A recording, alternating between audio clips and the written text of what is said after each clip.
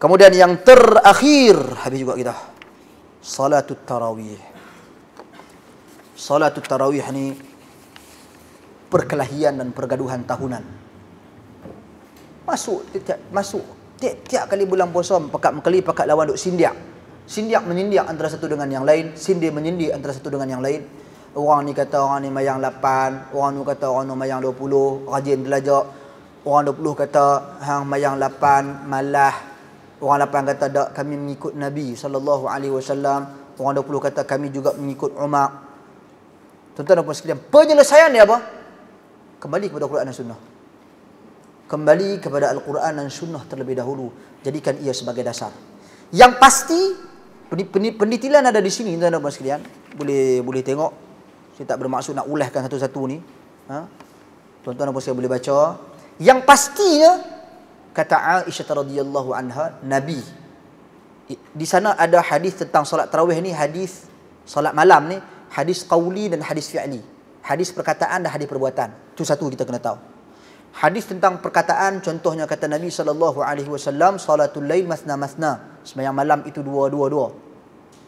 Hadis tentang perbuatan itu cerita Aisyah tentang jumlah bilangan rakaat salat malam Nabi SAW sama ada dalam bulan Ramadan ataupun luar Ramadan tak lebih daripada 11 rakaat.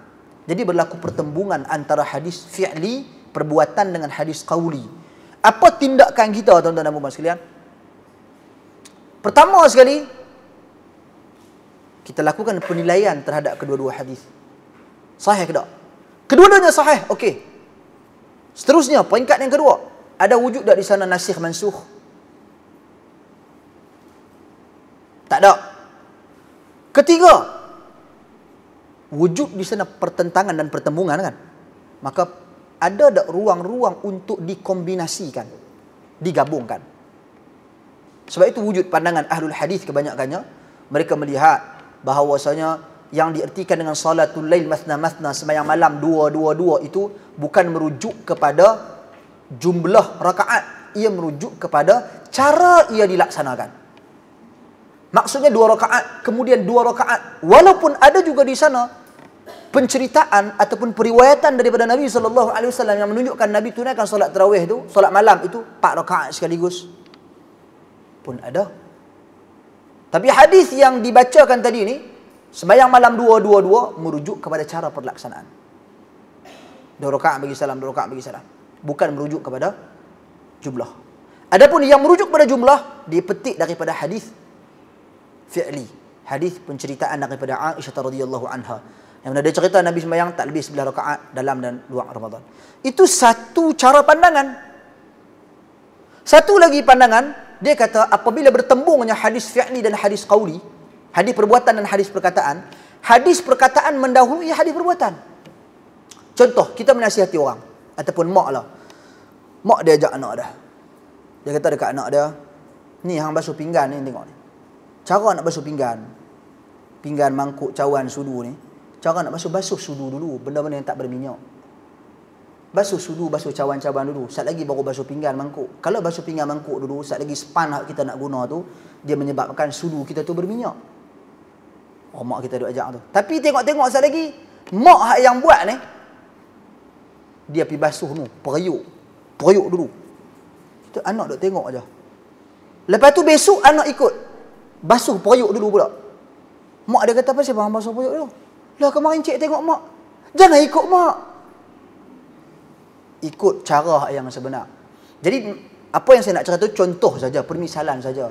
Kebiasaannya manusia, dia cakap boleh, tapi dia nak buat payah.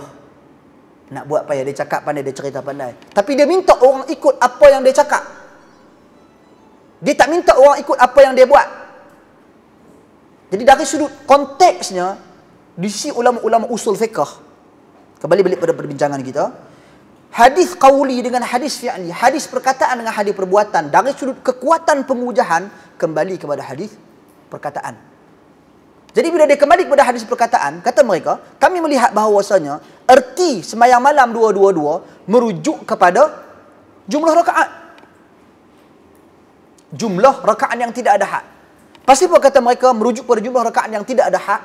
Kerana di sana dibahaskan tentang cara perlaksanaan. Ada yang 2, ada yang 4 Nabi buat, ada yang ni. Jadi seolah-olah, tuan-tuan dan puan sekalian, ia ada pertemuan pula yang seterusnya. Pertemuan yang bagaimana? Oh, yang ni buat cara 2, yang ni buat 4, yang ni buat 8 sekaligus. Macam mana ni?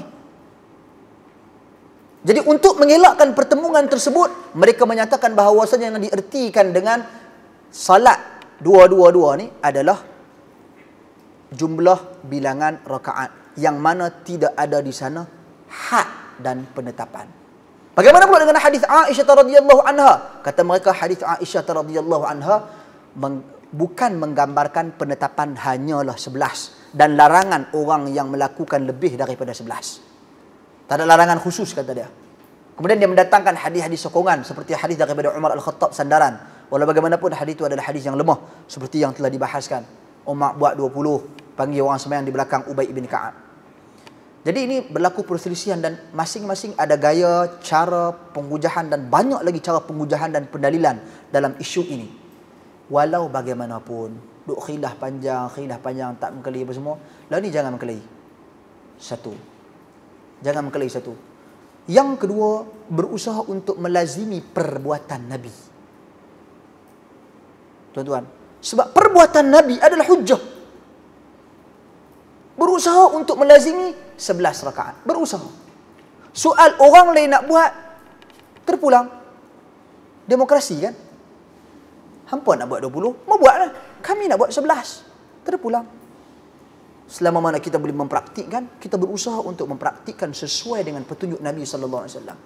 Adapun sibuk menyalahkan antara satu dengan yang lain, datangkan hujjah. Kalau nak kata pandangan ini salah, datangkan hujjah. Kalau nak kata pandangan ini betul, datangkan hujjah. Bila kita katakan sesuatu pandangan itu salah, kita mengkritik sesuatu pandangan, bukan berarti kita menghina dia. Ulama-ulama saling mengkritik pandangan antara satu dengan yang lain. Imam Syafi'i ada kritik pandangan Imam Malik, Imam Muhammad ibn Al-Hasan Asy-Syaibani ada mengkritik pandangan tok guru dia Al-Imam Abu Hanifah. Benda ni benda biasa. Tapi hina lain. Sindiak lain. Macam dia mengutarakan pandangan dia, pandangan aku dalam masalah ni aku tak setuju dengan pandangan Al-Imam Abu Hanifah. Kemudian dia solong. Bengong sangat. Inilah akibatnya tak ikut dalil. Apa ni? Orang semua pegang pada dalil, nak pakai akal. Contoh. Jadi benda-benda macam ini merupakan satu sindiran dan penghinaan. Imam-imam ini berusaha untuk berpegang dengan dalil dan nas.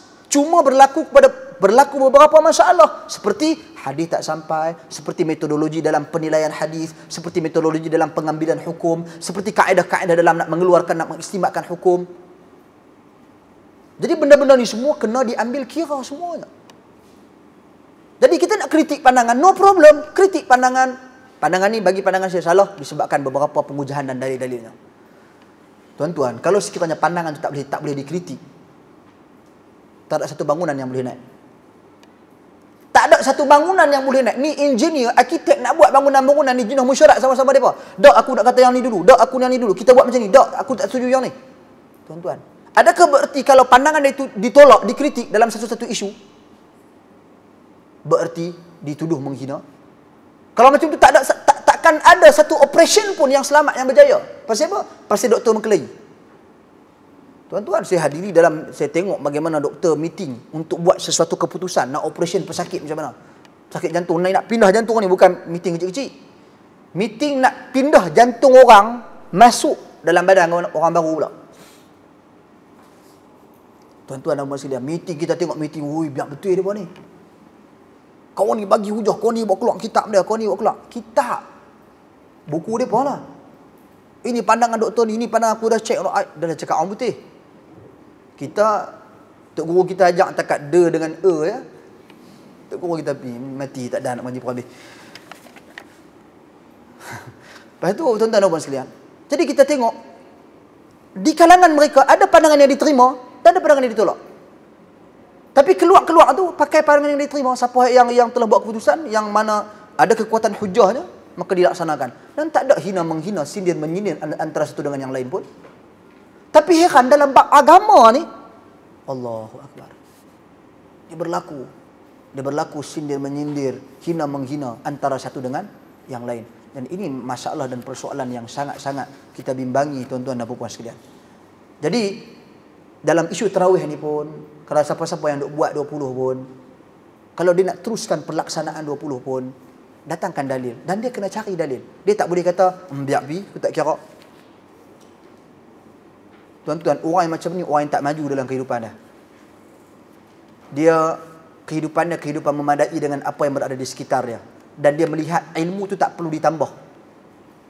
Seolah-olah, sebenarnya kita kena cari ilmu, kita kena kaji. Kalau you buat 20, why? Pasal apa? Apa pasal yang buat 20? Apa pasal aku buat 20? Bukan nak tanya orang, tanya diri kita sendiri. Apa pasal? Buat kajian, buat analisa. Yang aku pula buat 11. Pasal apa aku buat 11 ni? Pasal apa? Buat analisa. Kena tahu, kena ada ilmu. Sebab agama kita tertegak dengan ilmu.